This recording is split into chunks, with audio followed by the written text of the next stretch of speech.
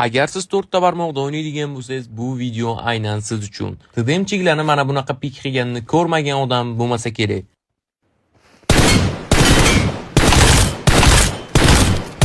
Lekin 4 ta barmoqda o'ynaydiganlar uchun bunaqa pik qilish juda ham qiyin, deyarli imkonsiz. Chunki bunday pik qilish uchun naqd 5 ta tugmadan foydalaniladi. Lekin men 4 ta barmoqda xuddi shunaqa pik qilaman desam ishonasizmi? Aslida bu juda ham oson. Shunchaki nastroykaga kirasiz va aynan mana shu funksiyani o'zgartirib qo'yasiz. Endi pik tugmasini ustiga bitta bosib qo'ysangiz, personajingiz pik qilib turaveradi. Siz esa to'rala barmog'ingizdan foydalangan holda xuddi shu ko'rinishda pikaniya qilishingiz mumkin bo'ladi. Bilaman, hozir bittasi kommentda poligonda hamma qila oladi, o'yinda o'xshamaydi deb yozadi. Aynan o'shanaqalar uchun o'yinda ham ko'rsataman.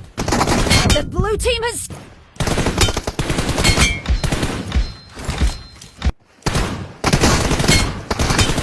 Ushbu video naqd 10 mingta like yig'sa, keyingi videoda joystickni to'g'rilashni o'rgataman. Keyingi videoni o'tkazib yubormaslik uchun esa albatta obuna bo'ling.